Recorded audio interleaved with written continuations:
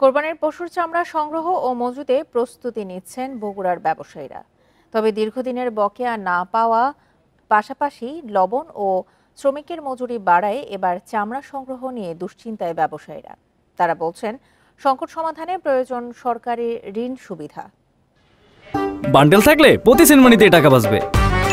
বিকাশ send money bundle কিনে জিতুন প্রতি লেনদেনে। সারা বছরই পশুর চামড়া সংগ্রহ করে বগুড়া সদর বাদুরতলা ও চকসূত্রাপুর এলাকার ব্যবসায়ীরা, কিন্তু আর্থিক ক্ষতির মুখে পড়ে এখন টিকে আছেন হাতে গোনা কয়েকজন ব্যবসায়ী। তারাই এখন কুরবানির ঈদ ঘিরে চামড়া সংগ্রহের প্রস্তুতি নিচ্ছেন।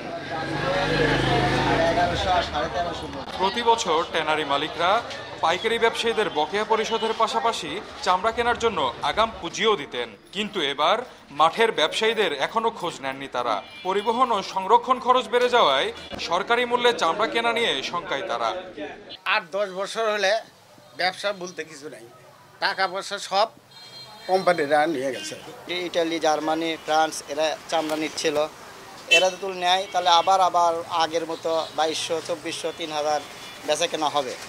চামড়া সংরক্ষণে এবার এতিমখানায় বিনামূল্যে লবণ সরবরাহ করছে বাণিজ্য মন্ত্রণালয়। এছাড়া ব্যবসায়ীদের পাওনা বকেয়া নিয়ে শিল্প মন্ত্রণালয়ে জানানোর কথা বললেন জেলা প্রশাসক।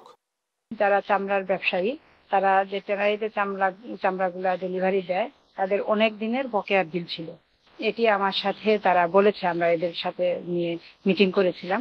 তারপরে ওদের কাছ থেকে আমরা তাদের অ্যাকচুয়াল হিসাবটা নিয়ে সচিব শিল্প মন্ত্রণালয় বরাবর আমি একটি চিঠি দিয়েছি।